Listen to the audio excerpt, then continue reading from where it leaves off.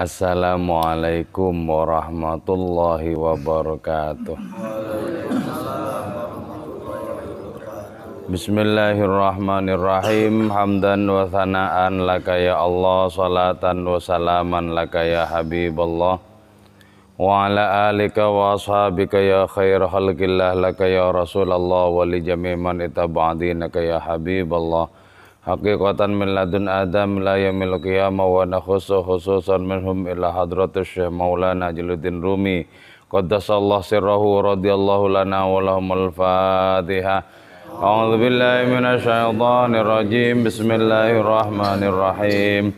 Alhamdulillahi rabbil alamin arrahmanir rahim maliki yaumiddin. Iyyaka na'budu wa iyyaka nasta'in ihdinas siratal mustaqim. Ghairil maghdubi 'alaihim waladdallin. Amin.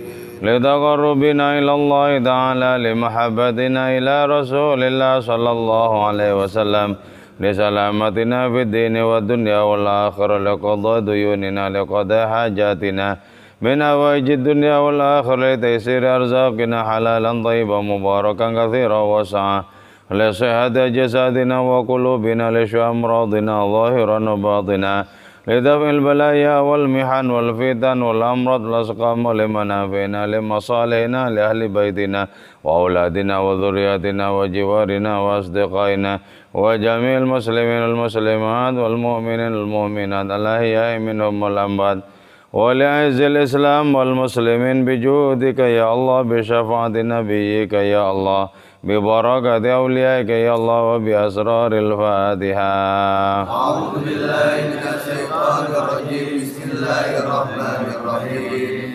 Alhamdulillahi rabbil alamin arrahmanir rahim maliki yaumiddin. Iyyaka na'budu wa iyyaka nasta'in ihdinas siratal mustaqim. Shiratal ladzina an'amta 'alaihim Ghairil maghdubi 'alaihim waladdallin. Amin. Qala al-musannif rahimahullah ta'ala wa nafa'na bi'ulumihi wa amadana bi asrari wa fadha alaina min barakatihi wa bikum amin. Bismillahirrahmanirrahim. Ayasihu, apakah sah ayyakuna pandanya ada ijlun, apa itu patung anak sapi, ilahan ialah Tuhan, ala sabilil iddia atas jalan pengakuan. Fa kaifa, maka bagaimana khalafta menyalahi engkau fima pada suatu yata'allaqu yang berhubungan itu ma birisalati dengan adanya risalahku ini. Kadangkala ya kepalsuan itu lebih kokoh dibandingkan dengan keaslian. Ketika adanya kepalsuan itu didukung oleh berbagai macam perangkat untuk senantiasa dikukuhkan. Sehingga dengan demikian kebatilan itu menjadi terasa sangat kuat. Dan tidak selamanya kebenaran itu berdiri kokoh. Sehingga kadangkala kebenaran itu kalah dengan segala sesuatu yang palsu. Bahkan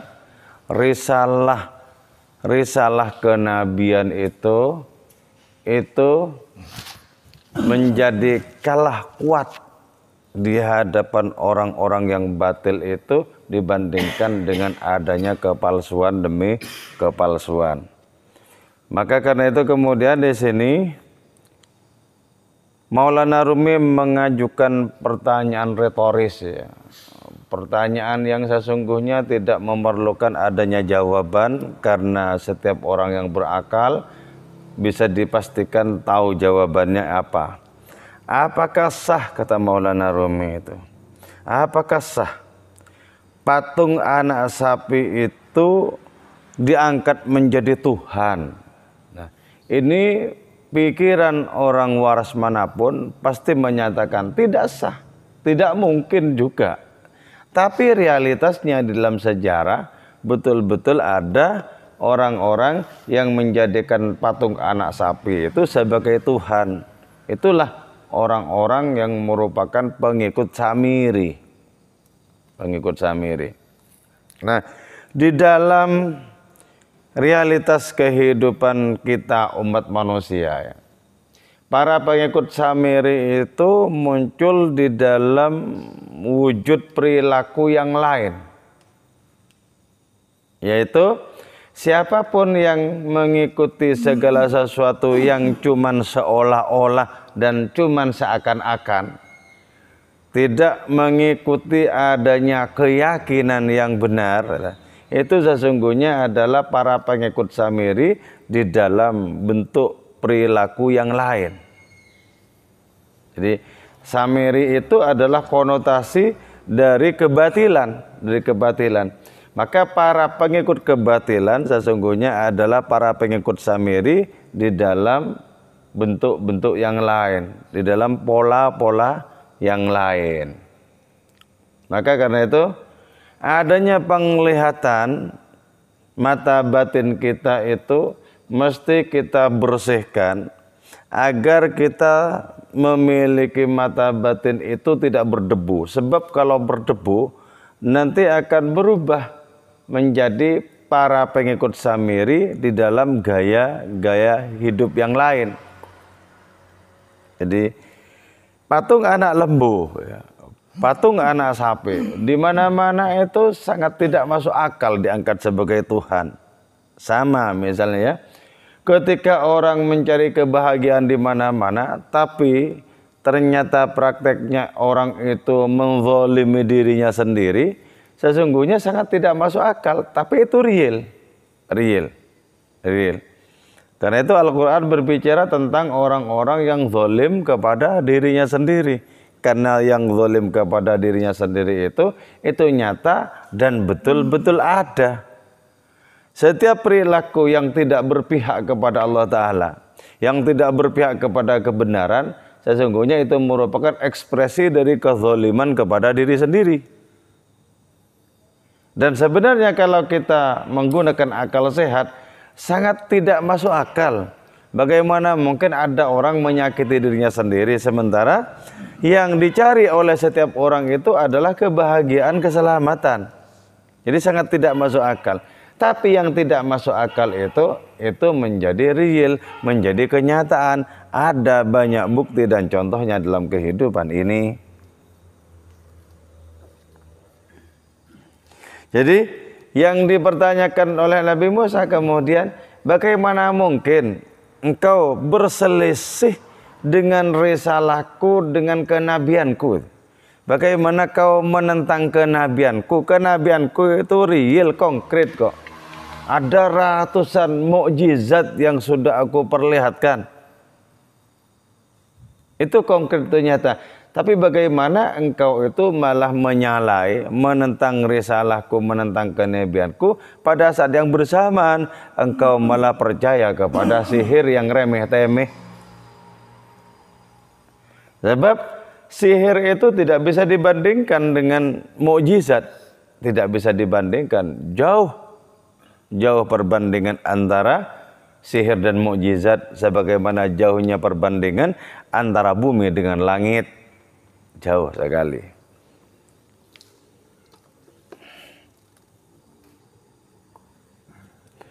Wa min himariyatika, karena sifat keledaimu, sajadta bersujud engkau amama ijlin, di depan patung anak sapi. Jadi adanya kebatilan itu ya, itu karena digerakkan oleh adanya sifat kebinatangan. Sifat kebinatangan. Jadi ketika sifat kebinatangan dalam diri manusia itu mendominasi manusia itu sendiri, maka konsekuensinya adalah manusia itu pasti lebih patuh kepada kebatilan dibandingkan kepada kebenaran.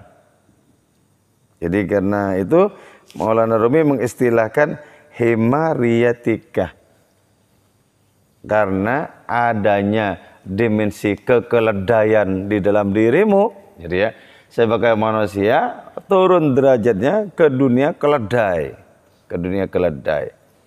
Nah, di dalam puisinya yang lain Maulana Rumi bilang, Nabi Isa itu mabuk kepada Tuhan, tapi keledainya itu mabuk kepada jerami. Karena itu ikuti Nabi Isa, jangan ikuti keledainya. Jadi karena itu ya, kita belajar apa? Belajar untuk mabuk kepada Allah Subhanahu wa taala, alias melakukan keberpihakan habis-habisan kepada hadiratnya. Itu mabuk maksudnya. Nah, kalau orang itu mabuk Tuhan, mabuk Allah taala, maka orang itu akan dianugerahi kecerdasan beratus-ratus kali lipat. Beratus-ratus kali lipat. Karena itu orang yang paling cerdas tentu saja Kanjeng Rasul Muhammad sallallahu alaihi wasallam, disebut sebagai aqalun nas, paling cerdasnya manusia sepanjang sejarah kemanusiaan. Nah, tapi kalau sebagaimana keledainya Nabi Isa itu mabuk jerami, ya, maka kalau orang mabuk apapun selain Allah Subhanahu wa taala, pasti bodohnya itu berkali-kali lipat pula. Kebodohannya berkali lipat pula. Kenapa disebut bodoh? Karena tertipu oleh pilihannya sendiri. Jadi, memilih yang menurut mereka itu adalah kebahagiaan. Padahal itu merupakan penyiksaan, penganiayaan kepada diri mereka sendiri. Itu kan dari saking sangat kuatnya salah sangka itu tidak ada alasan lain kecuali yang menjerumuskan itu adalah kebodohannya sendiri. Kebodohannya sendiri. Jadi wa min himariyatika. Berarti sangat dimungkinkan di dalam diri kita manusia itu adanya dominasi sifat kebinatangan. Sangat dimungkinkan. Orang yang tidak pernah ngurusi persoalan akhiratnya, ya. Orang yang tidak pernah mengurusi nasibnya setelah kematian. Nah, itu karena watak kebinatangan berkuasa di dalam dirinya. Sehingga apa? Sehingga dengan adanya watak kebinatangan itu, diam-diam dia menjerumuskan akhiratnya, menjerumuskan kehidupan setelah kematiannya. Menjerumuskan. Wasara, dan jadi akluka apa akalmu soeda sihir Samiri, ialah menjadi buruan sihirnya Samiri. Jadi ya, akal yang dirancang sangat cerdik cendekia oleh Allah Ta'ala kemudian hanya menjadi apa? Menjadi mainan dari sihirnya Samiri. Menjadi mainan dari sihirnya Samiri. Nah, Samiri bisa berwujud apa saja di dalam kehidupan ini. Jadi tidak saja orang yang hidup di zamannya Nabi Musa itu. Samiri di dalam kitab Masnawi ini menunjuk kepada siapa saja yang lebih mengibarkan bendera kebatilan dibandingkan kebenaran. Itu semuanya Samiri. Samiri. Bisa saja bukan merupakan person, bukan merupakan orang, tapi berbagai macam kesenangan yang telah meninabobokkan kesadaran rohani manusia, semuanya itu Samiri. Semuanya itu Samiri. Jadi akal yang dirancang oleh Allah Ta'ala sebagai pembeda antara kebenaran dan kebatilan kemudian menjadi tidak berdaya, tidak bisa membeda-bedakan lagi, tidak bisa memilah-milah lagi. Jadilah kemudian akal itu sebagai seonggok kebodohan. Sementara pada saat yang bersamaan, wa asyahta dan memalingkan engkau bil basari kepada pandanganmu an-nuri dzil jalal dari cahaya Allah yang memiliki keagungan. Ketika orang sudah terpukau oleh berbagai macam rayuan kebatilan, pasti pada saat yang bersamaan orang itu memalingkan dirinya dari cahaya Allah Dzul Jalal. Pasti orang itu memalingkan dirinya dari cahaya Allah yang memiliki keagungan itu. Pasti. Jadi ya, karena ini berlawanan. Jadi siapa orang yang perhatiannya tercurah kepada terang, pasti di saat yang bersamaan berpaling dari kelam. Dari gelap. Siapa orang yang lebih tertegun kepada kelam, pada saat yang bersamaan pasti dia berpaling dari cahaya. Pasti. Jadi betapa sangat malang hidup seseorang yang mengimani kegelapan dan pada saat yang bersamaan orang itu memalingkan wajahnya dari cahaya Tuhan. Jadi ini terang benderang sebenarnya. Mestinya tidak ada siapapun, tidak ada seorang pun yang terkecoh. Tapi realitasnya betapa banyak orang menukar cahaya dengan kegelapan. Menukar adanya keabadian dengan kefanaan di dunia ini. Fahakal jahlul wafir, inilah kebodohan yang sangat deras itu. Jadi, apalagi namanya ini kalau bukan kebodohan? Apalagi namanya kalau bukan merupakan kekelaman. Jadi, karena itu ya, kita mesti sadar bahwa sesungguhnya Allah Ta'ala itu menyediakan cahaya lewat segala ciptaannya. Sebab di dalam tasawuf itu ya, ada itu sama dengan cahaya, ada itu. Jadi kita menyaksikan ini ada semua. Ini kan karena ada cahaya. Jadi wujud itu sama dengan cahaya. Sementara ketidakadaan itu sama dengan kekelaman atau kegelapan. Nah, karena semesta ini berisi rangkaian wujud, berarti ini sesungguhnya merupakan lapis-lapis cahaya yang bisa mengantarkan kepada cahaya hakikat Allah Subhanahu wa Ta'ala.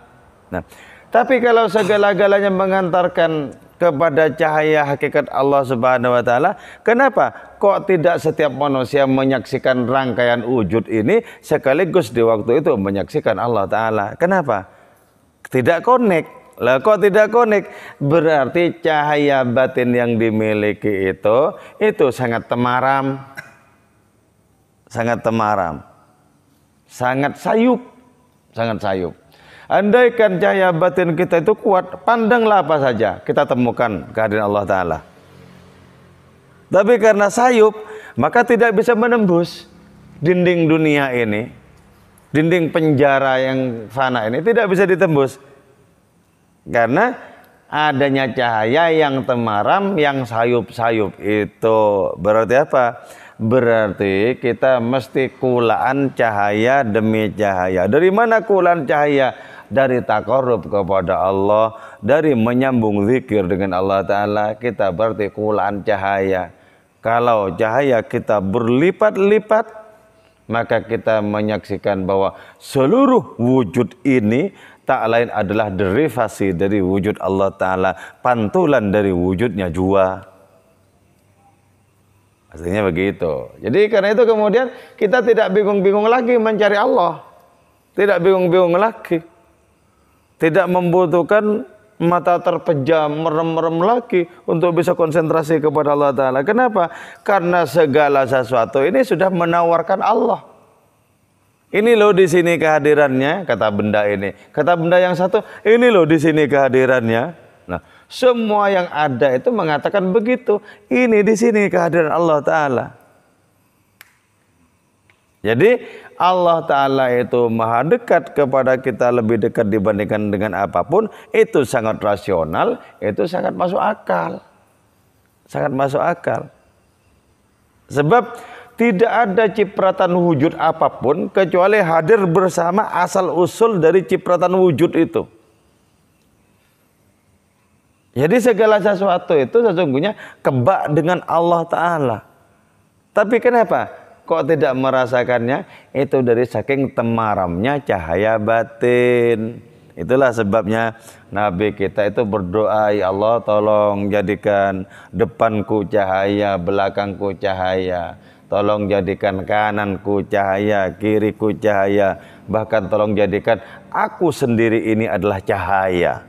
Nah, kalau kita memiliki kesadaran cahaya itu, maka otomatis kita merasakan bahwa Allah Ta'ala itu tidak perlu kita cari. Sebab apa? Karena tidak jauh.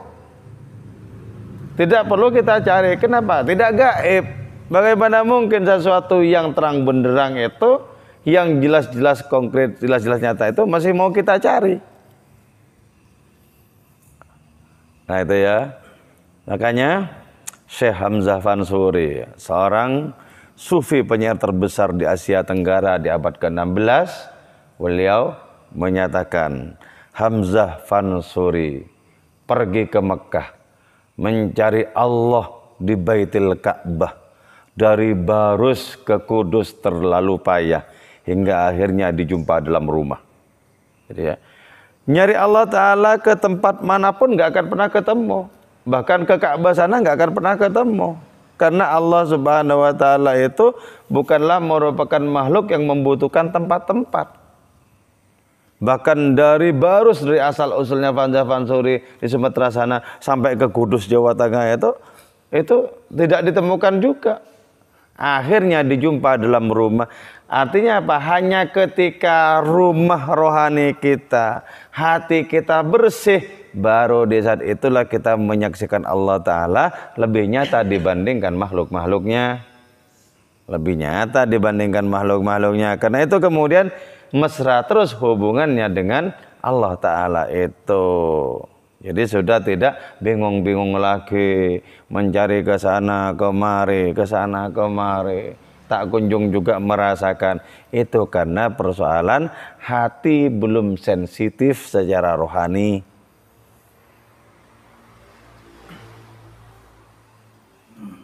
Jadi ya, fahakal jahlul wafir. Inilah kebodohan yang paling deras mengalir itu.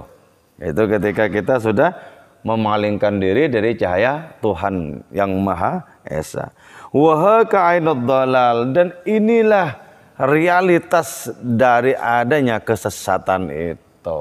Jadi ya, orang sesat itu sesungguhnya sesat di dalam ruang lingkup Allah. Orang sesat itu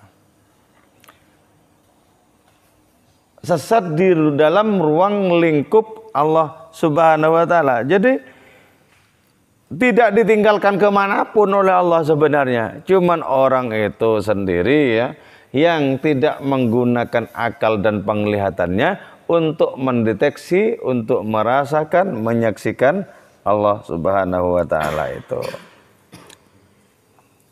Ala syahudzalikal aqli wa tamyiz alladzi ladaik. Bukankah syah itu ya gelar untuk raja Persia zaman dulu ya, itu bisa raja. Bukankah raja itu akal? Jadi bukankah akal itu sesungguhnya raja loh? Akal itu raja yang bisa membedakan mana cahaya mana kabut. Akal itu raja sebenarnya. Jadi selama orang masih berfungsi akalnya, gak mungkin gak milih kebenaran. Tapi ketika sudah keselio akalnya, maka orang bisa lebih mendambakan kabut-kabut dibandingkan cahaya. Lebih mendambakan ketersesatan ketimbang jalan yang lurus. Jadi kenapa? Karena akal itu adalah syah. Akal itu adalah sultan. Akal itu raja. Akal itu. Nah itulah sebabnya. Kenapa agama itu konotasinya akal. Ad-dinu huwal akal. Fala dina liman la aqlalah. Maka tidak wajib beragama orang yang tidak punya akal. Contohnya orang gila. Tidak punya kewajiban. Orang gila itu tidak punya kewajiban karena tidak punya akal. Nah, akal sebagai raja itu tentu saja harus dipertahankan di dalam posisinya sebagai syah, sebagai raja. Sehingga ketika akal itu maksimal berfungsi, maka orang merasakan sedikit saja mengerjakan kesia-siaan, dia merasakan astagfirullah. Karena akalnya berfungsi bagus.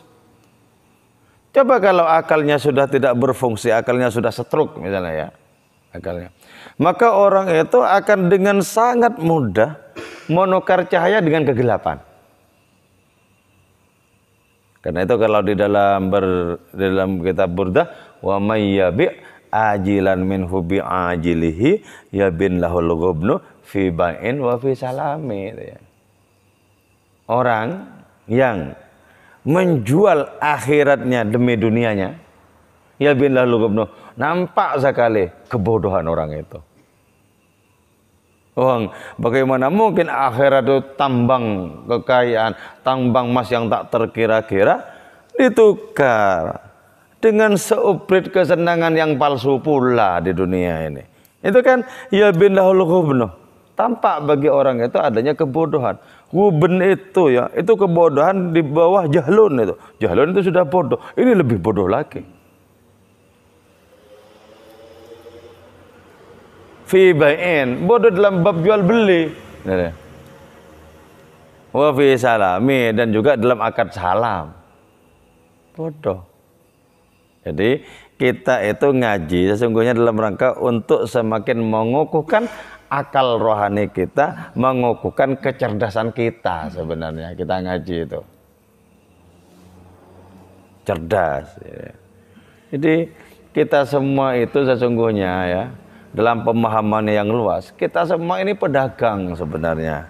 Tentu saja setiap pedagang ingin beruntung, tidak ingin rugi, kan begitu. Nah, karena itu berdaganglah dengan Allah, pasti Allah Ta'ala memberikan bati, memberikan keuntungan yang berlipat-lipat. Pedagang kepada Allah Ta'ala, modalnya dari Allah, berdagang dengan Allah Ta'ala, Allah pula yang memberikan keuntungan kepada diri kita. Apa ada yang lebih menguntungkan dibandingkan dengan berdagang Allah Ta'ala itu sendiri? Nah tentu saja ini tidak dalam pemahamannya yang negatif. Kalau pemahaman yang negatif apa? Menjual agama, menjual sumpah-sumpah palsu dan lain semacamnya hanya untuk mendapatkan perkara duniawi. Itu berdagang yang salah. Berdagang yang salah. Itu bodoh lagi seperti tadi. Nah, berdagang dengan Allah bagaimana maksudnya?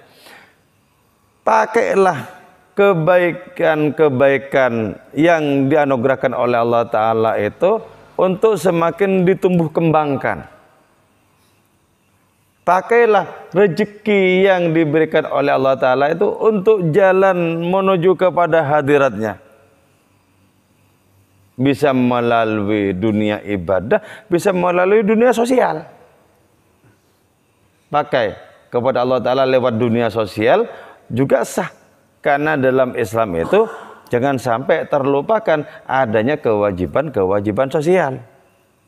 Jangan hanya karena kita suntuk beribadah, kita lupa terhadap kewajiban kita kepada tetangga kanan kiri.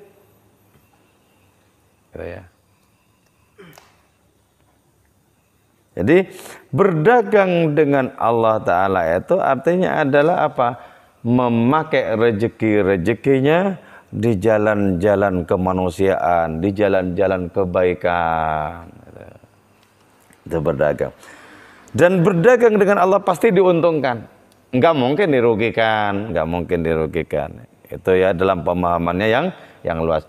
Ada pemahaman seorang sufi yang dimaksud berdagang Allah Ta'ala itu lebih dipersempit pemahamannya. Yaitu pada suatu sore ada seorang pengembara datang kepada sebuah pondok kecil di pedalaman Jawa Tengah itu.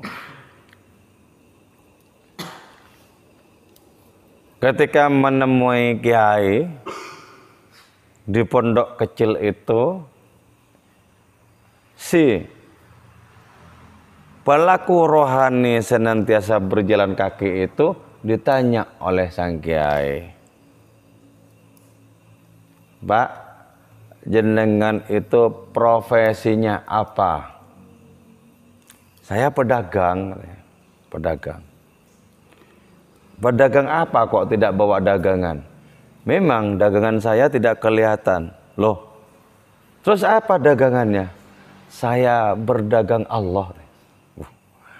Ini orang jazab mungkin ya. Maksudnya berdagang Allah itu bagaimana? Ya. Menjadikan Allah Ta'ala itu sebagai tumpuannya untuk berharap rezeki dan apapun. Itu yang disebut berdagang Allah Ta'ala. Ya. Menjadikan Allah Ta'ala sebagai sandaran untuk mendapatkan keberuntungan. Itu berdagang Allah Ta'ala. Nah kalau begitu, yang membeli siapa? Ya Allah. Jadi berdagang Allah dan yang membeli itu Allah. Maksudnya Allah yang membeli itu bagaimana? Setiap kali orang itu mengerjakan kebaikan, dikabul oleh Allah Ta'ala, diterima oleh Allah Ta'ala. Bukankah Allah Ta'ala maha pembeli waktu itu? Itu membelikan apa? Membeli adanya amal-amal baik yang disodorkan kepada Allah Subhanahu wa Ta'ala. Terus ditanya sama kiai itu, kalau begitu hasilnya apa? Ya Allah juga. Kata si Pak Kiai itu, ini belum waktunya ngomong dengan santri-santri ini. Iya boleh berdagang Allah, tapi jangan berdagang kepada santri di sini ya. Jadi ketika orang sudah menyaksikan segala sesuatu itu menjadi serba kehadiran Allah Subhanahu wa Ta'ala, maka tidak boleh tidak. Orang itu pastilah berdagang Allah dalam pemahamannya yang hakiki itu tadi. Nah karena itu apapun yang kita miliki bisa kita transendensikan, bisa kita beri nilai keilahian, apa saja itu. Misalnya anak dan istri itu dianggap sebagai milik, misalnya, itu bisa ditransendensikan juga itu. Umur kita bisa ditransendensikan juga, bernilai keilahian, pakai untuk kebaikan-kebaikan, maka umur kita bernilai keilahian. Sehat kita sama, bisa bernilai keilahian. Apa? Modal kita sama, bisa bernilai keilahian kalau orientasinya Allah Subhanahu wa Ta'ala. Bukankah itu sesungguhnya berdagang Allah? Nah, tapi yang bisa begitu hanya orang-orang yang akalnya masih tetap sebagai sultan, akalnya tetap sebagai syah, sebagai raja. Akalnya tidak terkalahkan oleh adanya kebinalan dan keberingasan hawa nafsu, tidak terkalahkan. Tapi ketika akal itu sudah mulai terkalahkan, maka ibaratnya itu adalah akal yang ibaratnya akal itu adalah matahari yang sudah tertutup redup oleh mendung. Oleh mendung. Jadi karena itu ya, kuatkan pancaran cahaya rohani, maka mendung yang paling pekat sekalipun akan tetap ditembus. Dunia ini mendung. Dunia ini mendung, tembuslah. Kalau kalian memiliki penglihatan batin yang kuat, tembuslah. Pasti ketika ditembus tertuju kepada alamat paling hakiki, yaitu alamatnya Allah Ta'ala. Tembus. Oh ini cuman kabut kok, kabut. Kabut itu kan kalau untuk lampu yang sekian watt dan bagus kan tembus tuh, tembus kabut itu. Malah transparan. Nah, karena transparan seperti itu, maka dunia ini bagi orang yang cemerlang penglihatannya tak lain seperti kaca yang padang itu loh, kaca yang transparan yang ketika kita melihat dari luar rumah, yang di dalam rumah juga kelihatan karena kaca itu transparan. Transparan. Nah karena transparan, maka orang yang pandangannya tajam seperti itu dari sekarang sudah memandang akhirat. Itulah kemudian diungkapkan sebagai makalah oleh Syekh Tajuddin di dalam kitab Hikamnya. Lau asyraka laka nurul yakin la ra'aital akhirata aqraba ilaika min antarhala ilaiha. Andaikan cahaya keyakinan muncul di dalam dirimu, cahaya keyakinan, maka kau akan menyaksikan akhirat sangat dekat dibandingkan engkau harus berjalan menuju ke akhirat sana. Kelihatan. Nah, karena kelihatan seperti itu, maka Sayyidina Ali kemudian bilang, lau kushifal ghita masdatu yakinan. Andaikan tutupnya akhirat itu dibuka, dunia ini, aku tidak tambah yakin. Wong ditutup saja aku tetap ngelihat kok. Sama dengan tudung saji yang terdiri dari plastik yang jernih. Walaupun makanan itu ditutup, tetap kelihatan di dalamnya. Dibuka ya sama saja. Kenapa? Karena itu sudah transparan. Jadi ya, betapa sesungguhnya sangat mudah secara teoretik kita mentransendensikan, memberikan nilai keilahian pada segala sesuatu yang kita miliki. Itulah sebabnya ya, banyak di antara para sufi yang kaya raya sama sekali kaya raya itu tidak mengotori hatinya. Tidak mengotori hatinya. Nabi Sulaiman pernah ditanya, ma ra'yuka ya Nabi Allah Sulaiman an mulkika wa an ghinaka. Wahai Nabi Sulaiman, bagaimana pandangan jenengan itu tentang kekuasaan jenengan, tentang kekayaan jenengan? Bagaimana? Orang yang bertanya ini mengira bahwa kekuasaan Nabi Sulaiman, kekayaan Nabi Sulaiman membuat keruh hatinya. Dikira begitu. Jenengan kan Nabi, kok bisa? Nabi Sulaiman menjawab, ra'aituhu haba'an manthura. Aku melihat semua itu hanya seperti debu-debu beterbangan. Tak lebih berharga ketimbang debu-debu beterbangan. Nah, kalau dipandang sebagai debu-debu beterbangan tentu tidak mengeruhkan hati. Orang cuma debu kok, boleh datang, boleh pergi kok. Boleh lenyap, boleh terbang kemana saja kan begitu. Nah, cara mandangnya itu seperti itu. Jadi apapun selain Allah Ta'ala, pandanglah sebagai debu-debu beterbangan. Hanya Allah yang akbar, yang memerlukan adanya pengakuan kita, ketakjuban kita terhadap akbarnya Allah Ta'ala. Yang lain, pandang saja sebagai debu-debu itu. Tidak ada apapun yang pantas untuk dibandingkan dengan hadiratnya itu. Tidak ada apapun. Jadi dari sekarang kita belajar untuk menyatakan bahwa yang penting itu Allah Ta'ala. Hanya Allah yang penting. Yang lain-lain itu merupakan segala sesuatu yang tidak penting, yang seringkali dianggap penting oleh manusia. Wong tidak penting dianggap penting, menyesakkan kehidupannya. Wong nggak penting kok dianggap penting. Malah membuat hidupnya itu bergemuruh dengan berbagai persoalan. Padahal ya bukan persoalan sebenarnya. Bukan persoalan. Jadi watamis alladzi ladaika, dan kesanggupan untuk memilih yang ada pada dirimu. Jadi akalmu itu raja, kesanggupanmu dengan akal untuk memilah-milah itu raja. Milah-milah. Jadi jangan lebih memilih loyang dibandingkan dengan emas itu loh. Makanya kalau Syekh Abdul Qadir Jailani itu bilang, ayo kalian maju satu-satu.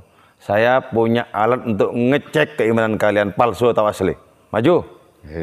Jadi beliau itu tidak saja titis ya, untuk mengukur, untuk menilai segala emas yang ada dalam dirinya, tapi juga memiliki alat ukur untuk ngecek apakah emas rohani yang dimiliki oleh orang-orang di depannya itu palsu atau asli. Ayo sini maju. Sebab apa? Betapa banyak orang yang tidak tahu bahwa sesungguhnya apa yang dimiliki itu palsu atau asli. Betapa banyak itu. Enggak ngerti itu. Jangan-jangan seperti teman saya itu ya. Teman saya ditawarin emas batangan itu, gambar Pak Karno. Nah, ini emas ini. Ini mau tak jual murah-murah. Berapa? Ya, satu ini 2 juta. Ini ada 3. Mumpung saya mau kasih murah-murah. Diambil uangnya di ATM 6 juta. Dibeli 3-3-nya. Emas batangan. Ada gambarnya Bung Karno. Nah, keesokan harinya dibawa ke toko emas. Mau ngecek. Enggak apa iki. Ya ternyata apa? Besi itu. Besi. Coba nggak ngerti mana yang asli, mana yang palsu kan gitu. Nah, itu berkaitan dengan harta benda lah ya. Kita bisa mengalami rugi. Teman saya mengalami rugi itu berkaitan dengan harta benda. Apalagi berkaitan dengan perkara keyakinan. Kalau tidak tahu itu emas atau loyang kan gimana? Kita kemudian berspekulasi. Jangan berspekulasi. Itu kerugiannya jauh lebih menyiksa dibandingkan dengan hanya rugi materi. Jauh lebih menyiksa kerugian perkara rohani itu.